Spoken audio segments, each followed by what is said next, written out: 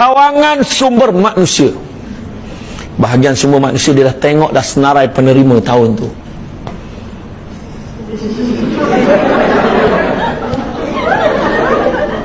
Di atas kepala surat dah tulis sulit dan rahsia.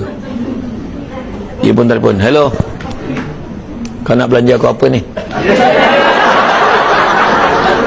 Biasa tak berlaku tu. Kau nak belanja aku apa? Kenapa ni? Tak faham lah. Tanyalah, kau dapat PC tahun ni. Ya ke? Iya, ni surat kat tangan aku ni. Ya ke weh? Betul ke? Betul. Tapi ingat jangan cerita dengan orang, sebab sulit dan rahsia. Tapi dia cerita. Lepas tu semua orang tahu tak? Tahu. Baru bunyilah mulut ikan. Bila nak belanja, bila nak belanja, bila nak belanja, bila nak belanja, bila nak belanja, bila nak belanja. Itu yang muka dia boleh naik atas pentas terima daripada pengarah tu. Sebab modal dah banyak keluar. Nampak tak? Bergaduh.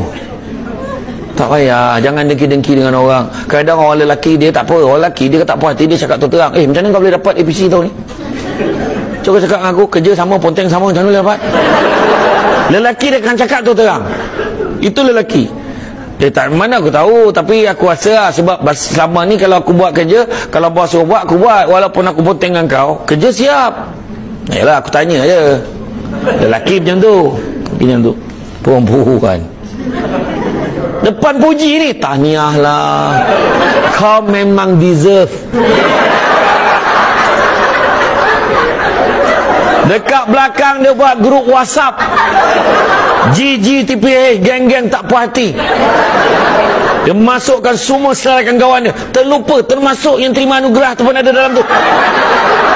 Menangis dia baca-baca tu. Kenapa? Apa salah aku? Aduh, kenapalah si Pulan tu boleh dapat APC? Tak patutlah apa semua. Tu sebabnya ada setengah pejabat tu dia wujudkan anugerah-anugerah yang lain supaya nak bagi semangat. Tak payah bagi duit pun tak apa, yang penting dapat sijil tu, kan?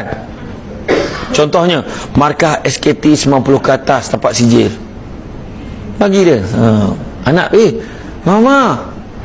Mama dapat markah A ni. Memanglah Mama kerja pun, Mama kerja betul-betul.